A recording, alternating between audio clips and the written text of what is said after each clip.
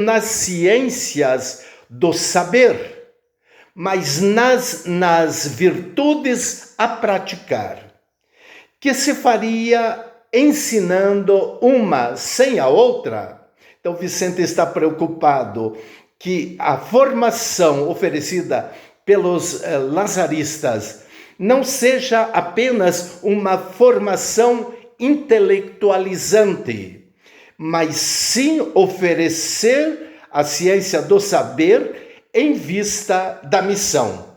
E daí Vicente diz o seguinte: que se faria ensinando a ciência do saber, sem a outra, ensinando a ciência da prática?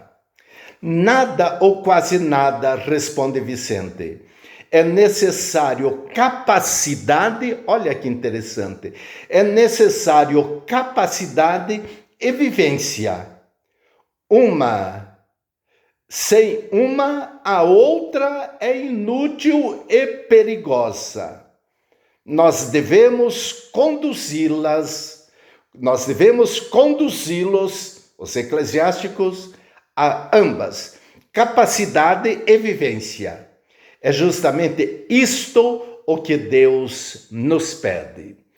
E o que é interessante, meus amigos, que após Vicente de Paulo falar desses 3 fins da congregação, a perfeição pessoal, o serviço de evangelização junto aos pobres e a formação do clero, Vicente de Paulo, nesta conferência, amplia os seus horizontes de compreensão de seu carisma, abrindo portas, abrindo horizontes para isto que é a congregação da missão.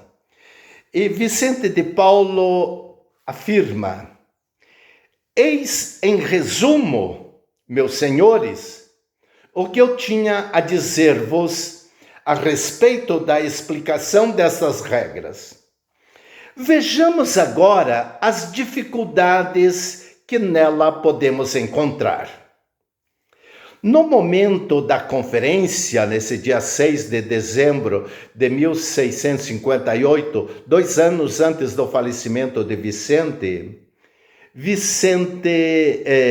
no momento da conferência, a congregação já tem um número significativo de membros.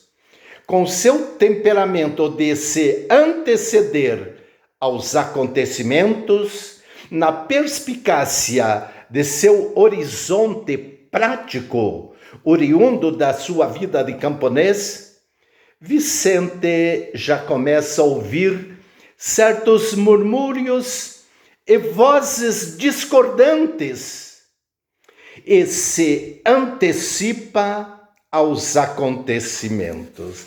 Interessante esta antecipação de Vicente de Paulo diante de certas murmurações que está acontecendo entre os co-irmãos da congregação nascente. Afirma Vicente: pode-se dizer na companhia, Senhor, estou no mundo para evangelizar os pobres, e quereis que trabalhe nos seminários? Quero dedicar-me ao que vim fazer, que são as missões no campo, e não me fechar em uma cidade para servir os eclesiásticos. A partir de sua experiência e espírito prático, Vicente argumenta: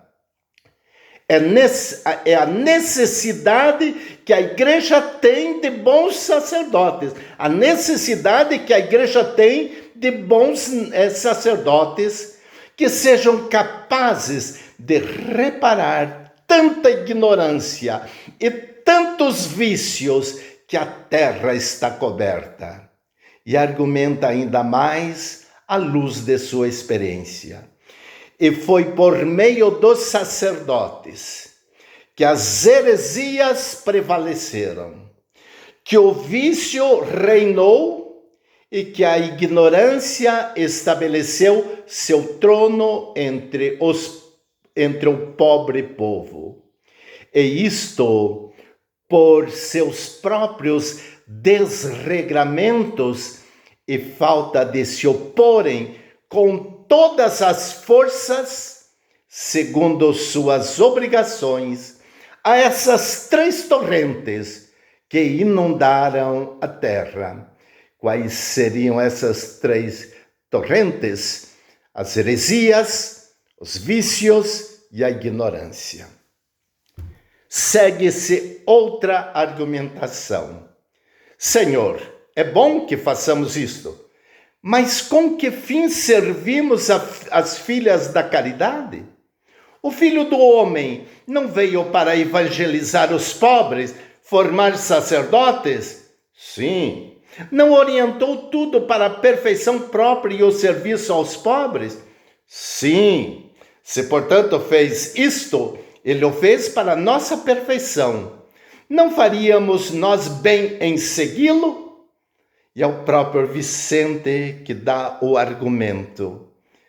Vicente, para fundamentar a razão do serviço junto às filhas da caridade, que faz parte do carisma fundacional da congregação da missão, recorre à prática dos apóstolos e ao testemunho da igreja nascente, e assim afirma: não tiveram os apóstolos mulheres para orientá-las?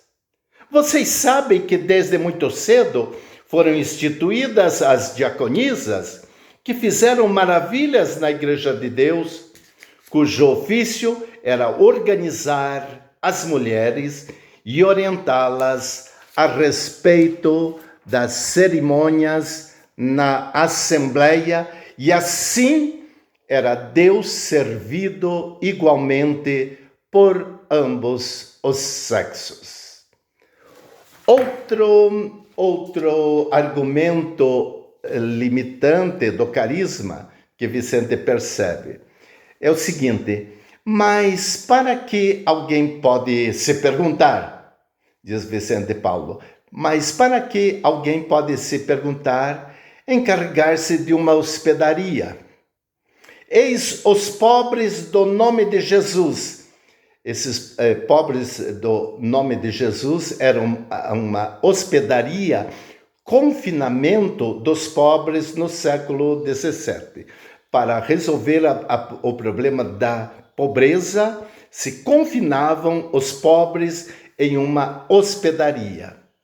E diz o seguinte, Vicente diz, que nos desviam. É preciso ir rezar a missa para eles, instruí-los, administrar-lhes os sacramentos e levá-los o necessário para que viverem. Para que ir às fronteiras, distribuir esmolas, expondo-nos a muitos perigos e afastar-nos de nossas obrigações? Vem Vicente com o argumento decisivo, unindo em um único carisma o Cristo missionário e servidor dos pobres. Se alguém, afirma Vicente, se alguém que pensa estar na missão para evangelizar os pobres e não para tomar cuidado deles, para remediar suas necessidades espirituais e não temporais, eu respondo que nós devemos assistir e fazer assistir de todas as maneiras, por nós e por outros, se quisermos ouvir essas agradáveis palavras do soberano juiz dos vivos e dos mortos. Vinde, benditos de meu Pai, tomai posse no reino que vos foi preparado, porque tive fome e me destes de comer. Estava nu e me vestiste, doente e me visitaste. Fazer isso é evangelizar por palavras e por obras. é o mais perfeito e também o que nosso Senhor praticou. E é isto o que devemos fazer, esses que o representam aqui na terra, de ofício e de caráter, como os sacerdotes. Outro argumento limitante está que alguém poderia fazer, mas está em nossas regras receber os loucos em São Lázaro e esses espíritos raivosos que são pequenos demônios. São Vicente lotou o grande priorado de São Lázaro de pessoas doentes mentais, e todas essas pessoas faziam refeições